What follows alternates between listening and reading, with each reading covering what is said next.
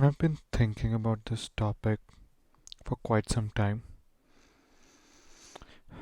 Today I felt like now is the day I really want to talk about it. Mental health in tech world is not discussed enough.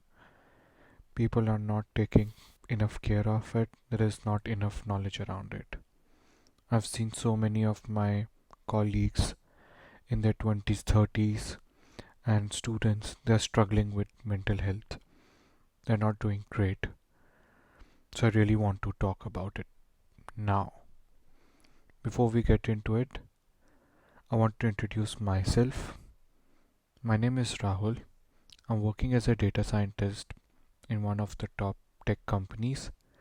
I'm working in United States. From a paper standpoint, it might look like I'm living the dream world. I have everything sorted. I should be the happiest guy. But honestly speaking, I'm not the happiest. I'm not at my 100% every day. There are days when I'm really low, when I'm really anxious, and I want to share that feeling with the world, share my experiences with the world, and share some tips and tricks that really help me. So I think it was around few months back when I felt really anxious and very low. I felt very intimidated by everyone around me in my office. I felt as if I knew nothing. They all know so much. Everyone is, super intelligent, has a lot of practical experience. They can create anything they want to. It felt like I'm standing here and there's a train that is just passing by me.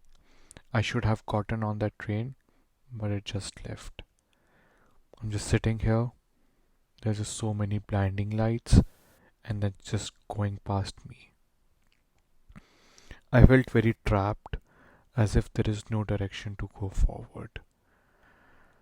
That's when I took a decision of coping up with this, like come up with ways of how I can cope up with this feeling of trapped. So what I did was I did two things that really helped me a lot. One was create a development plan. Second was kind of note down whatever things that I'm learning. You know, all these things seem very simple on the face, as if these things have been repeated, but based on my experience, they can really help you a lot to cope up with all those self doubt that you have in yourself. So you can create a development plan by things that you are curious about, things that you want to learn. Uh, it can be as simple as watching a YouTube video, trying out some new product that is out there, doing a Coursera video, Coursera training. What I did was I created whatever I found was interesting and started noting them down. I didn't keep a timeline or a deadline with this development plan because I didn't want to create an external pressure for myself. I didn't want it as a task that has to be done right away or within a certain time. I felt like that's like a shopping list or a wish list for me. Whenever I have time to learn something, to train myself, I should have a wish list ready with me that I can refer to and get started. I don't want to waste time in going and finding things to learn.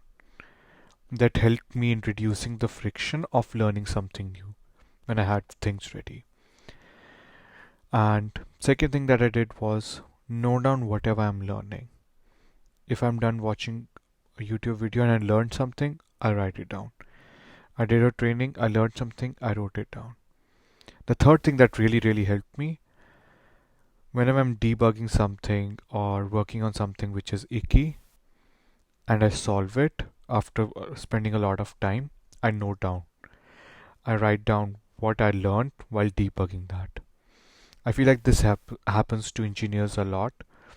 that they go in, they have to debug something.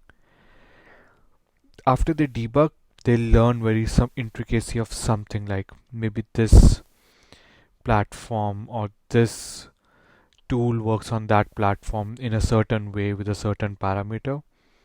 We tend to brush it off as something I debugged. But what I did was I started noting down, okay, this is a new thing that I learned while debugging. This gave me a sense of progress. Your development plan can be thought of as a goalpost or north star that I want to reach. Your your diary or whatever you're doing to kind of write down whatever you're learning, even your day-to-day work, which feels like you're not going anywhere, but if you're debugging something, working on something, you're still going towards your goalpost. Not Might not be a straight line, but it can be a squiggly line, which might go back, might go up, but you're still going towards that goalpost. So I would say that there are things that you can do in your these kind of things in every day that will give you a sense of not getting trapped and give you that sense that you're making progress, you're taking baby steps to reach where you want, and kind of gives you a positive light when you're feeling that you're in a dark room and you have nowhere to go. So I hope this really helps anyone who is feeling the same. I want to acknowledge that others also feel that, I feel that, and I hope this trick or this tip really helps someone.